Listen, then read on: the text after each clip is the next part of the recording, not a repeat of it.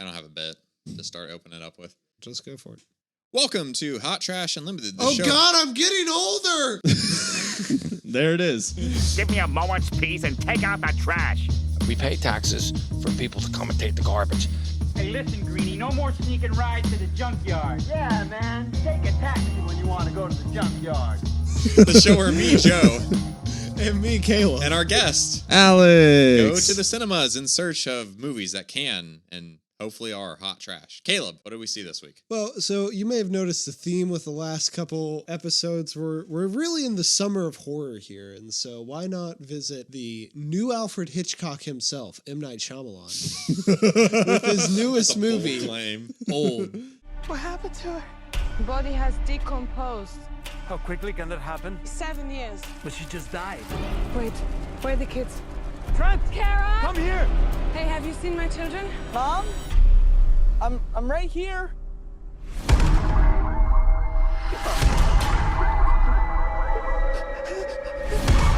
Dad, why are you looking at me like that?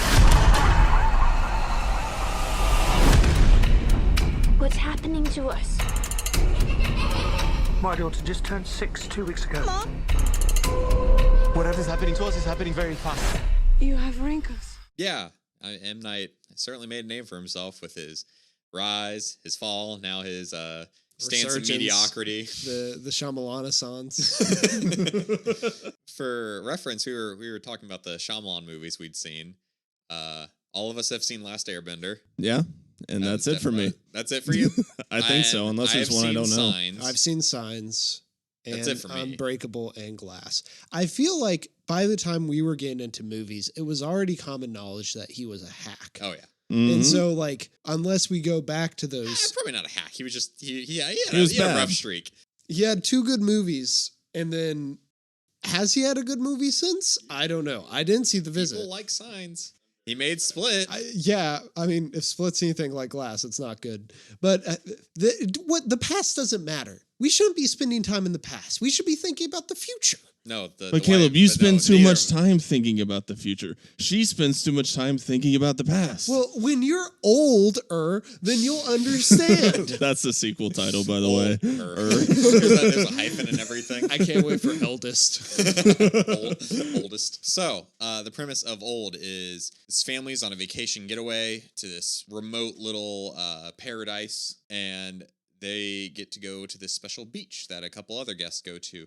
When it's revealed, things are kind of creepy. Their children are rapidly aging. Everybody's rapidly aging. That's the basic premise of the movie. There's really not much more to it other than everything's getting older. Yeah, it's surprisingly simple, yet there's so much packed into it. There's a lot. To dissect. I'm going to start with the acting because I feel like that's the most obvious place. And I'm sorry, M. Night Shyamalan jokes might be getting a little old. There it is. But has this man ever met a human being before? Okay. I don't believe so. He certainly doesn't act like one, I assume.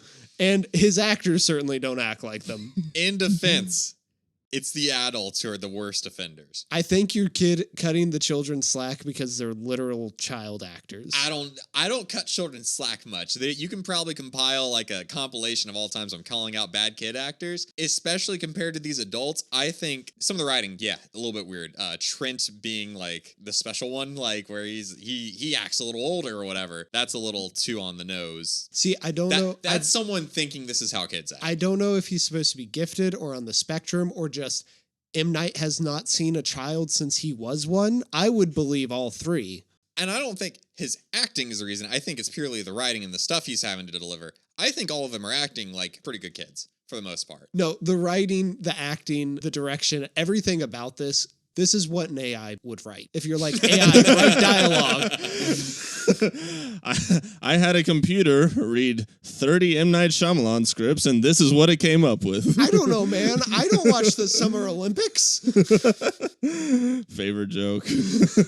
I think that's the through line through the movie. We'll start to pick into like the individual stuff, but like just throughout, do not expect to go into a movie where you are rooting for human beings. You are rooting for shells who are moving around and acting like human beings. You know, we just watched American Psycho, Joe. You know his line about how he has all the characteristics of being a person, but he isn't actually a person? Yeah. That's all the characters. No, I'd argue they have even less characteristics. He's acting like a pretty normal guy in this like made up world. This isn't an American Psycho review.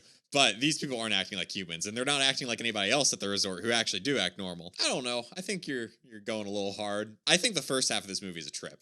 I agree. In what's going on, in how it's acted, in the characters, the setting. That's also kind of what makes me enjoy the movie. So I'm only talking about positives from here on out. Alex, what do you have about it so far? Oh, I was just about to say that I kind of agree with him. Everything just feels really like hollow. Yeah. I think the first half especially. You know, and like that's I guess why I haven't said so much so far is because like I'm still trying to process it because it is just such a train wreck, but it's also like enjoyable at the same time that it's really hard to like pin it down for me. Yeah, that's kind of where I lie. It's just like I had a good time and like I never like looked at my phone.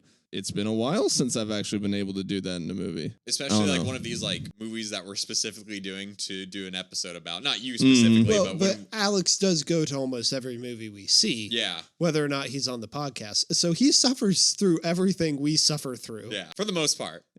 In this, there was a lot of visual suffering.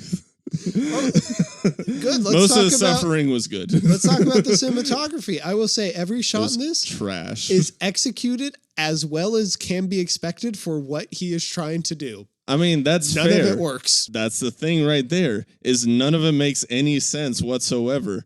It's just they want to, instead of doing hard cuts, they want to like be able to pan across to a different place and pan back, which in theory is a decent idea. But when you see it like 200 times over the span of 2 hours, this man grating. loves his pans. He loves his steady cam, the part where they're playing freeze tag. Like, yeah, that's really well shot. Good job. Don't see what that adds to the movie. I think you're going a little hard on it again. Like it's like half and half. There's some really bad moments. Like every time they're doing the spin thing, like it's a thematic thing. I get it. Oh my god, when it did it, he's going twice. He's going a little too fast. Or some stuff's like in focus, but some stuff blurring together. But then there's really good ones where he's kind of going with the tide at one point. I'm like that one looks good. There's some car shots that are tracked a little differently where I'm like, man, normally when I'm noticing cinematography like this, it's because it's really bad. And there's moments like this in this movie. But there's a lot where I was noticing like, man, that's different and cool. That's the thing. He has talent. He just has really bad ideas. And no one tells him no. I just think it's half and half. But He makes also- some questionable decisions and others, they're questionable, but they work out for him. All right. So how do you feel about how they show the premise? How they like reveal that this is the old beach? It's hard because I knew we've seen the trailer so many times. It's a silly concept too. So like you're waiting for it to happen the entire time. But when they do, and I know it's like it's gonna start happening. I don't know who's gonna happen to first, if it's just the kids that are gonna start aging, or if it's someone's gonna die, like the grandma or something. But he does a good job and just like, okay, something's off kilter, obviously. Like everybody's acting weird. Why can't we see everybody's faces? I don't know. I thought he was doing pretty good at that point. Yeah, and that makes sense. That's pretty much what I went into it expecting, that there would be a lot of like one of the shots in particular is when the boy and the other couple's girl, they both like become adults and it's only showing their backs while they're talking to each other. Like, yeah, that's good. And like that makes sense that they would like, you know, do it that way because you're like, okay, you can see how these people are physically different, but you haven't like yet seen the identifiable part of their face to like actually know that. You're introducing the new voices, and I do respect that this does not rely on digital like de-aging and stuff like that. While the makeup is not necessarily convincing most of the time, they're only doing that on the adults too. Yeah, the shifting between the child actors and the casting of the child acters is well done enough. That's all believable actors who is like, yeah, that's what they could have looked like when they were younger or older. Like I thought, especially Trent, the son, every single actor was like spot on. Maddox was more iffy, but she also only had like 2 growth spurts. Her I believed until they got to like the final adult form Yeah. for her. She looked a bit too different from the other ones Yeah. where I was like, okay, this kind of takes It me was out like a the little. same haircut and just pale complexion, and that was all. Yeah. Really, the facial characteristics were a little too different. By that point, you're keeping up with so little characters that they might not have thought it was that important too. What we think, let's start diving into these characters because we've mentioned how they act, we've mentioned how they're revealed. We've got 3 families. We've got our main family, which has Phantom Thread Lady, who is a very good actress. Not in this. Priska, I believe her name is. Priska. We have the dad, who's an insurance guy. Yeah, who's an insurance auditor. I assume he's a very good actor. Not in this. Then we have, for the bulk of the movie, Alex Wolff and Thomasin McKenzie are playing the kids. Yes. Then the other family, there's a crazy doctor man. Charles. Who's just really obsessed with this movie. I'm not quite sure. Marlon Brando and Jack Nicholson. He never figures it out. Yeah, No, I figured it we out with a looked it simple up. Google. In You the looked, theater. you looked it up, yeah. You didn't figure it out. You just looked it up. I kept trying to, sorry, this is tangential. I kept trying to make that connection to like, okay, how is this going to thematically tie in? Never does. Yeah, kind of. I mean, the poster said like one who steals, one who kills, and he accused the guy of like potentially stealing, and then he killed him. Oh. That was, I mean, I still think it's dumb. Oh, But I'm sure. that I'm was sure the only M. thing that Night- I was like, is that how it connects? M. But Night's jumping for joy that you figured it out. He probably is. I think got you, that's M. pretty Night. good. I think I that's got pretty you, good. M. Night. He is probably the most entertaining character because he has some form of like early onset dementia or something. But also you can't tell if it's like what all is the dementia and what all is him just being like a paranoid asshole who's also racist, because there is the best character. His family, there's the wife who's obsessed with beauty. There's their daughter who gets pregnant and that's super weird. And then there's his mom that croaks. Best character on the island though, Yes. Mid-Sized Sedan. Mid-Sized baby. Sedan, He is a rapper who was at that beach before all the families got there. His lady friend, His fling, his fling. They went to the beach the night before. She swam into the ocean and drowned. Yeah. Because The ocean be doing that. At this point, you don't know what's going on, but she drowns and then her body rapidly decomposes after it washes up. And he tells you early on he has MS. So he's got like blood clots. He has this constant nosebleed through the film, and he's pretty out of it throughout most of the movie, but he's wildly entertaining. He's so fun. He doesn't seem to be trying that hard, but I think that almost makes him the best actor in the movie. I would say so. I think they're trying to throw you for a loop because I don't think anyone suspects that he's a part of it or anything when they see this movie. But maybe they think it's affecting him differently. Like, why has he got these nosebleeds that are just always happening? We're talking about this character super seriously. I think we need to bring it back to the core of his character. His name is Mid-Sized Sedan. He has my favorite introduction His name's like to Robert or something. They say his real name. No, they don't, because what's his name? Do. Jaren? Yeah, freaking Jaren. Jaren asks. He tells you his name and like 40 he tells times. him, my name is Mid-Sized Sedan. No, when he goes off with Maddox, he tells her. He's credited as Mid-Sized Sedan. That's all I know. He tells her his real name. It's like Robert or something like that. Still, it's just so funny. Oh, it's a silly name. And I agree with you. the way he's brought in is he's just like sitting, brooding on this rock, and then just the daughter all of a sudden goes, "Wait a second, that's Mid-Sized Sedan." She's probably into TikTok. I assume he's all over TikTok. His music's probably gone viral a couple times. Probably. On it. Yeah. I like to imagine that like Lil Nas X is on the beach and he refuses to give people he refuses to say his name's Montero. No, it's Little Nas X, and you will address me as such. A little bit later, this husband and wife come in. Jaren, as previously mentioned, he's a nurse and he likes telling you his name. He loves it. And there is his wife who loves telling you that she is a psychiatrist. She's epileptic. And her sister. She's epileptic, as shown earlier in the movie. Yeah. And all of these conditions matter to the big twist. Phantom Thread, Priska, she has a tuma. Yes. Which we there's all varying degrees of health issues between the groups. Not everybody has them, but a member of the family has it. Can we talk about the tumor scene? Yes. It's a weird scene. So Priska, as all these characters age, her tumor gets worse. And this is at the point where they're kind of realizing what's going on. They're realizing everybody's aging a lot faster. And so Jaren and Charles have to remove the tumor. Now the problem is that all cuts like heal super quickly. Like any short-term injuries heal, long-term injuries like chronic conditions like being racist or having a tumor, not so much. Anyway, so they cut her open. They have to hold apart her skin and they pull this out. Charles is super excited about this tumor. And then wow, it's the size of a cantaloupe. And then they are surprised that it's attached to something. Now, I am not a...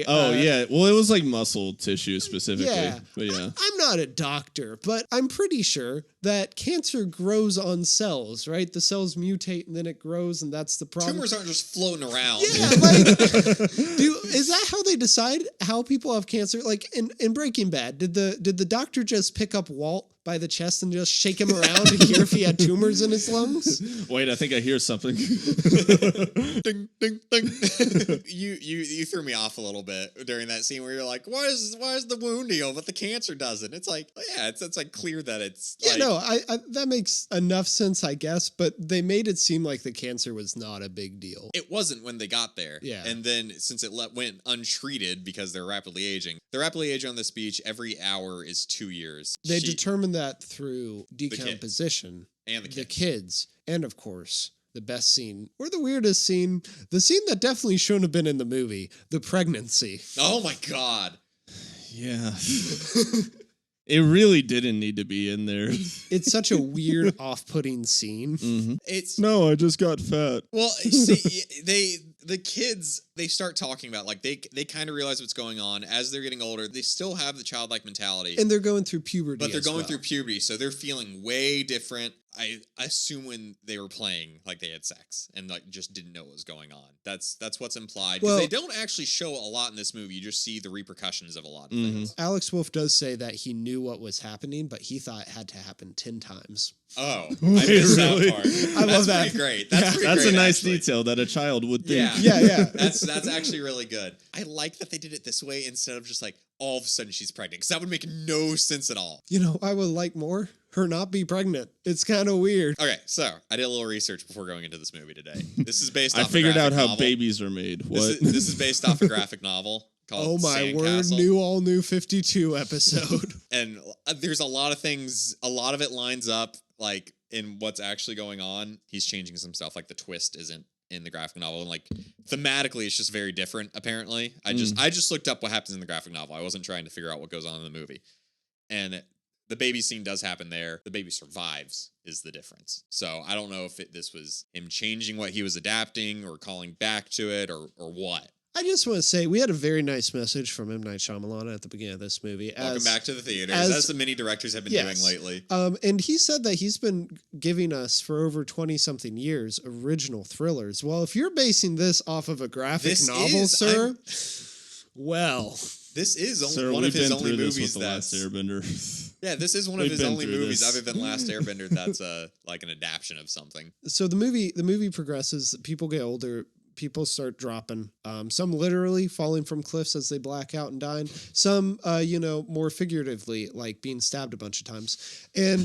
But there are two deaths that I think really stand out in this, and that is Charles's death. He is attacking our main adult couple, and one of them with a rusty knife. Priska with a rusty knife that she found on the beach, cuts him, and he is eaten from the inside out by the rust. What exactly happens there, Joe? I think it's supposed to be tetanus. Then, okay, how does this extreme adult... tetanus. How does this adult it's man... tetanus acting super fast. Like, yeah. But how does this adult man, who is a medical professional and is traveling internationally, not have his tetanus shot? Do tetanus shots expire? Well, like, how many times have you gotten a tetanus shot? Okay, now we're getting into the weird logic of the time of the movie. Can we bring in the twist? Yeah, It'll help sure. me explain this. So the twist is like, you find out that they're really like researching stuff for like medical experiments so that they can make drugs that will help cure the world. And so I guess medicine just acts like it goes through its cycle real fast, even though like their bodies do, but like internally they don't seem to as much. Yeah, I guess that's true. I don't know, it's weird. Only leaves me with one other complaint, which is I'm pretty sure tetanus isn't like leprosy, because this man... Oh, the tetanus is definitely weird. Yeah. It shouldn't act that way. This man slowly deforms, and it's supposed to be kind of body horror-ish. It's the only time there's really that much digital effects in this. This and, of course, the other death I'm going to talk about. But I just want to open up with that, because that's a nice little opener. Y'all kind of made it make more sense to me. This other one... It's working within the logic of the movie, I think. Yeah, this other one, I want to see if y'all can do that too, because I think it's a little harder. One of the women has a calcium deficiency, which I hope you remember, because she says it once at the beginning, and then it doesn't come back till now. Excuse you. She says it twice in the same scene. She says it once. She says it again when she's all deformed too. Okay, yes. So she becomes deformed, and she's vain. That's like her flaw, to the point where it's like, I really think M. Night hates pretty people because of how much he makes her look ugly by the end of this. But she's kind of trying to chase the kids away from her because she's so embarrassed by how she looks. So she picks up a rock and then drops it on her arm, and her arm like breaks and like bends, and then it heals back in that position. And then she just starts walking forward, and all her bones do this till she looks like a contortionist, and she dies. I can explain it. I can explain Go this. for it, buddy. Okay, calcium deficiency, that's bones. That is straight up bones. Yes, I know what calcium is. Okay, yeah, but okay, so she explains that she has this very bad calcium deficiency. She has been there on the beach, time's going on. She's not getting the vitamins she needs. Her bones, they're gone at that point. They are not strong at all. They're very brittle. And she's like the age that she is at this point, because it's like middle of the night when this scene's going on. 30 years had passed at that point, or something like that. Something along those lines. Left untreated, a bad calcium deficiency like that. I'm not saying it would be to that extreme. This movie's trying to be... it's definitely to a huge extreme in that scene. Extreme. Because it's like literally every bone breaks. Yeah, I think it's just like... It's like she has what Glass has in the movie Glass. But his thing is that's a superpower. Like, well, it's not a superpower, but... It's a super... natural ability. Yeah, same thing as how Mr. Unbreakable is unbreakable. Mr. Unbreakable. That's his hero name. But like that, I will buy it because it's a superhero movie. This is not a superhero movie. They're just going for kind of a body horror moment, and I thought it matched. Like, it's not if. I felt like those two deaths pushed what was a fairly grounded horror up until that point. The grounded version of that scene would literally be like, maybe she breaks her leg or something and can't get up. And like, that's it. Her tripping but over she herself. Just starts flailing around and her tripping bones. over herself, I admit, is like, that's where they pushed it. The first arm thing happening, I'm like, that's interesting. He got greedy. He got greedy with it, yeah. It looked like something out of It, not something out of Old. Yeah. Now, I say this, I do want to posit. Everything I'm talking about in this episode is a positive. I just want to remind you of that groundwork that I laid at the beginning. We haven't mentioned Shyamalan in this. I mean, he has a cameo. He's working for the bad guys, and he shows up intermittently. He does this, I guess, because this is something Hitchcock did a lot, and Shyamalan loves Hitchcock. But Hitchcock's were a bus picking people up, and he'd be late for the bus, and then you'd never see him again. He never had a plot-relevant part where he comes back and has many lines. That's what threw me off. I thought he was just gonna be the bus driver, and that was gonna be it. When they show him on the opposite like mountain, just that super zoomed in. Oh, it looked awful. It looked like he wanted a new IMDb photo, so he wrote a whole movie around getting that shot. Yeah. He didn't take me out of it too much. He only takes me out of it because I'm like, oh, hi, M. Night. Like, I know you're going to do this at some point. Like, I don't think he was necessarily, like, awful acting in this or anything, especially compared to how some of these people were acting in the first half of the movie. I was about to say, I would like to remind you, there was a point where I turned to you and I said, oh, wow, M. Night's the best actor in this movie so far. Yeah, at the beginning, it's definitely M. Night, kids, adults, like, in terms of ranking. I think it actually stays that for most of the movie. I don't know, M. Night's pretty wooden. He's not exactly giving himself much to work with. But, you know, he is acting like he would act. And all the other actors are also acting like he would act, but he makes it seem natural. So I guess that... And yeah, then the ending happens, and I'll be honest, I don't think the ending's that interesting. It's like, kind of dumb, twizzler's twists, It all makes sense within the story, and just, I think it's not told well. So, going back to the original graphic novel, same deal. There's no twist with the company testing drugs or whatever. It's just a supernatural beach. They all age. Everybody dies off but the baby, and the baby can't get out, and it's grown up, and the cycle kind of starts over, but with this one person that's left. And I think that's a pretty interesting idea. And it's kind of idea. like thematically different, just in this is going for more like a horror thing, like what's going on. The graphic novel is going for a living in the moment, appreciating what you have, and them learning this as they're rapidly aging and like losing what time they have left. Which M. Night tries to set up. Which he kind of does, and I think it's where I turned around on this movie. And it's where I started to like it. Okay. Where through the bad acting that Priska has this entire movie, and Guy, the husband, who's like on and off. He's pretty bad in the beginning, but once they get onto the beach, I think he does a better job. I think he's always bad with what they're given, like as the bar. And then they get to this point where it's only this main family left, and the parents are just getting way older. Guy's losing his sight. Priska's losing her hearing, and they're just having like, I've seen so many old people go through this where like they're doing all these movements. Like Priska's having to like turn one ear to see what people are doing, just how they're acting at the end when they're like near the end of their life, when they're like, I don't even remember what I was mad at you about. And if you took the first scene and then the scene you're talking about and put it together, you'd have a really good movie.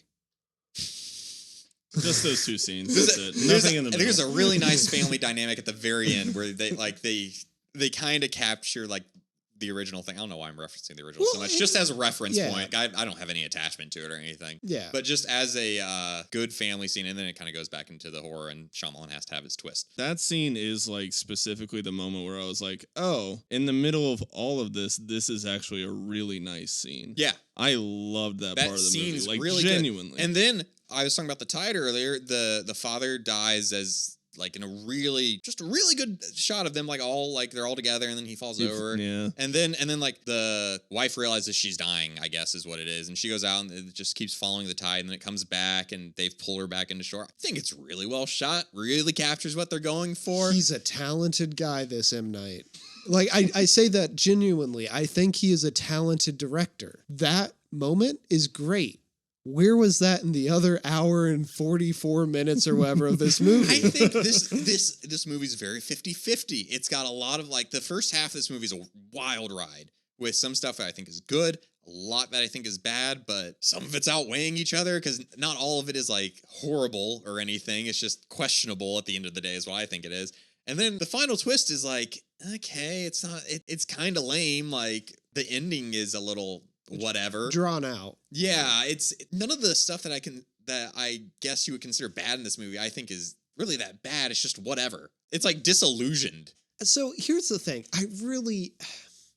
I haven't seen that many M. Night movies, so I don't want to be like, this is what M. Night is. Mm-hmm. But man, like if I had more time, I'd want to go through and see how many of his movies he just wrote. Like if he has any co-writers on any of his other movies. Because I think if he got a co-writer, man, someone to clean this up, someone to make the dialogue a little bit more natural, even with the way he directs his actors, I think that like I could settle into that. But like he just needs to get someone, not even like a super talented person, just someone to clean up his script a little bit. The one, I guess, writing thing other than that scene at night that I really liked was I like how they kind of introduced the twist as if to make you think that they're doing the right thing, and then they just show no, there's real world consequences to that, and the entire thing's gonna be shut down. Yeah.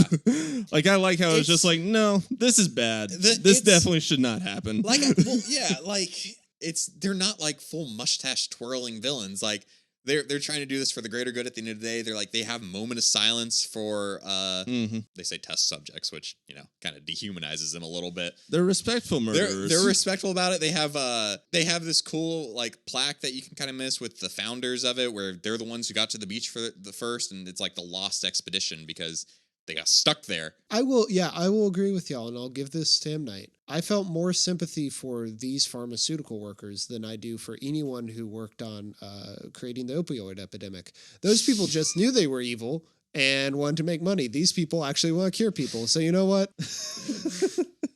Sorry, Joe. I feel like this whole time we've been on different wavelengths. And Very different. You've been so good faith with this movie, and I just haven't. Well, this movie surprised me. I guess to pull it all back together, I like this movie. I was very on and off on it, but man, like the ending didn't necessarily nail it, but the climax I think pulled it together for me. Have you realized how much you like it throughout the conversation? Because not to get into like our ratings, like actual number ratings, because those are kind of arbitrary. Yeah. But you did give it like a semi-lowish, like medium tier rating. There's a lot of on and Letterboxd. off. There's it's very like immediately from disliking something to really liking something back to being like, why? Like it's constantly doing that until that beach scene where it's on for a very long time and like I see what you're doing there and like you're kind of pulling it all together. And then that ending where I'm like, whatever, like you could have ended it with like staring out at the ocean or something. Like I really don't like ambiguous endings for the most part where it's like I'll let the audience figure it out. I think it's really lazy 90% of the time, but I would have loved it here. Yeah. And it would have been thematic about accepting time and stuff like that. Yeah, but like, and he kind of missed that through a lot of the movie because it was set up to be a horror movie instead of a character study, I guess. Oh, you didn't say that. Is it? It's good. I think it's good. Oh yeah, I thought that was implied, but I wanted to get it on the record. I think it's hot trash. To be honest with you, I thought that for the first half. I thought that. You see, I think really the fact that it half. exists in the first half is a good example of that, though. It's so totally imbalanced. But like at the end of the day, all the things that I loved about it weren't just bad. I mean, no, there were some good things that I said earlier that I genuinely loved. But all the things that I like mainly think about that I loved weren't just bad, they were utterly ridiculous. And I love that kind of thing. And so to me, it's hot trash. Oh, I dig it. I agree. This is such hot trash. Yes. I think like Joe, you were able to buy more into like the acting and the emotion in the second half. I feel like they are definitely trying, but just the foundation of the movie, like how inhuman everyone acts, the ridiculous cinematography that like has moments where it works, but all that does is underscore how much the other moments don't work. That stuff at the resort is like so hokey. Like, oh yeah, the resort is such a horrible like starting point. I think that whole foundation, even onto the beach up until like we get the reveal of the, well, I'll call the main batch of kids, the Thomas and Mackenzie's and all them. Like I think all of that just completely ruins everything else. The fact that there's a character named Mid-Sized Sedan. We're talking about stuff that ruins it, not makes it better. And I'll bring it back for just a third time.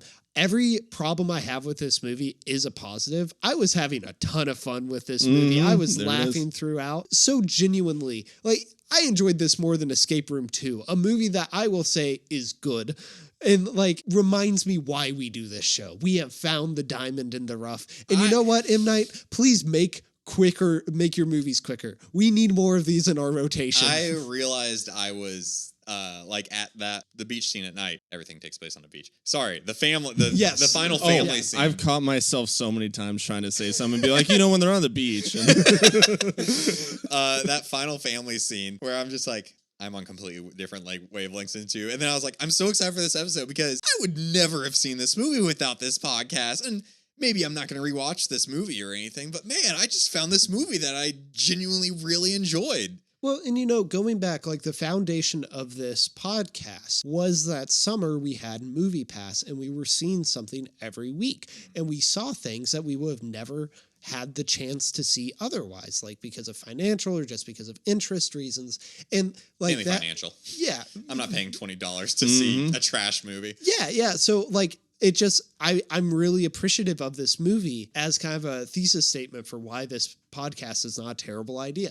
Now, when we go see Don't Breathe 2 or The Night House or whatever else, I will probably, the light switch will flip and I'll be angry again. But for now, like, I'm just really glad that I got to see this. Guys, this is great. I like this. Much like this podcast that was kind of tonally all over the place with you talking about the negatives, me trying to save it. Really wrapped together in a nice family style ending. So let's be a little dry at the end and you plug everything. Hey guys. So All New 52. Speak up. All New 52. It's a comics podcast. Me and Joe are on that one. And Star Wars Therapy. That's me and Alex with our buddy Steven. Heck yeah, brother. We Touch talk fingers. We talk about Star Wars. Also, you can check me out on the Snub Club, where we talk about Oscar movies that had the most nominations with no wins each year. And of course, you can follow me everywhere at Caleb from the Real World. Please rate and review Hot Trash Unlimited. Do you guys want to plug anything? No. Okay, good. Caleb, you're getting a little wrinkly. Oh no. Caleb, Joe. It's a skeleton. Joe, how long have we been recording? 40 minutes. Oh no, I think Whoa. I've aged at least 42 minutes during the